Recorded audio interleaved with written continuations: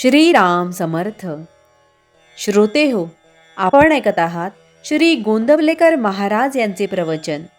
नाम हाच भगवंताचा अवतार. आजच्या युगात नाम हाच भगवंताचा अवतार आहे.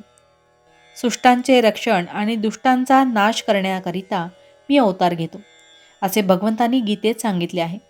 त्यावरून असे ठरते की सुष्ट आणि दुष्ट या दोघांचेही अस्तित्व असून त्यात दुष्टांकडून सुष्टांना त्रास होण्यातच भगवंताच्या अवताराची उत्पत्ती आहे.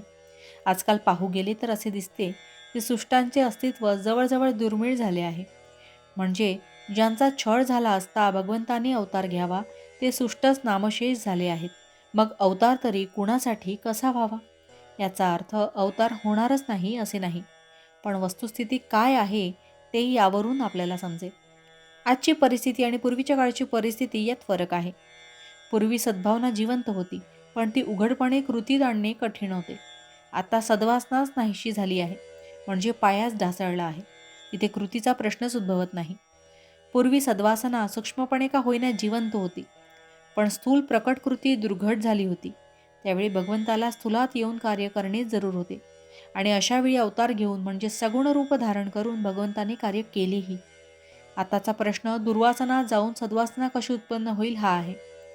म्हणजेच कार्य सूक्ष्मातले आहे. म्हणजे जसा रोग तसे औषध, किंवा काट्याने काटा काढावा या न्यायाने उपाययोजना सूक्ष्मातच केली पाहिजे. वासना बदलायला वासने इतका जबरदस्त इलाज पाहिजे, आणि तो म्हणजे भगवंताचे नाम. चालू परिस्थितीशी झगडून मार्ग काढून देणारा असा जर कोणता अवतार असेल तर तो भगवंताच्या नामाचाच आहे. आणि त्याकरिता सर्वांनी भगवंताच्या नामाचा टाहो फोडणे जरूर आहे. हे कार्य भगवंताने सगुण रूप धारण करून होणे कठीण आहे. ज्या अर्थी कारण सूक्ष्मातले आहे त्या अर्थी त्याला इलाजही सूक्ष्मातला पाहिजे. म्हणून नामावताराची आज गरज आहे. प्रत्येक नामागणिक त्याचा अवतार आहे, आणि त्याची कास धरणे म्हणजेच नाम घेणे हे आमचे आजचे मुख्य कर्तव्य आहे. तेवढे केले की नाम आपले अवतार कार्य करून दाखवेल. आपण आपले प्रेम प्रपंचाकडे लावले आहे, ते नामाकरिता लावावे, म्हणजे नामस्मरणात फार आनंद येईल. मनाला नामाची चटक लागली आणि नामाच्या प्रेमातच मन रंगून गेले म्हणजे जन्म सफल झाला.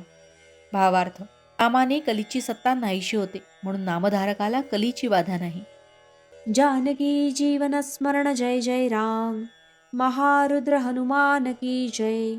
समर्थ रामदास स्वामी महाराज की जय. सब संतन की जय.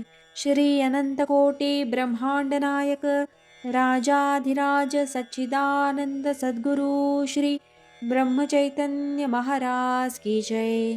जय जय रघुवीर समर्थ.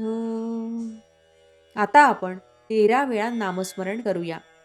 श्रीराम जय राम जय जय राम. श्रीराम जय राम जय जय राम. श्रीराम जय राम जय जय राम. श्रीराम जय राम जय जय राम. श्रीराम जय राम जय जय राम. श्रीराम जय राम जय जय राम. श्रीराम जय राम जय जय राम. श्रीराम जय राम जय जय राम. श्रीराम जय राम जय जय राम. श्रीराम जय राम जय जय राम. श्रीराम जय राम जय जय राम. श्रीराम जय राम जय जय राम. श्रीराम जय राम जय जय राम. जय श्रीराम.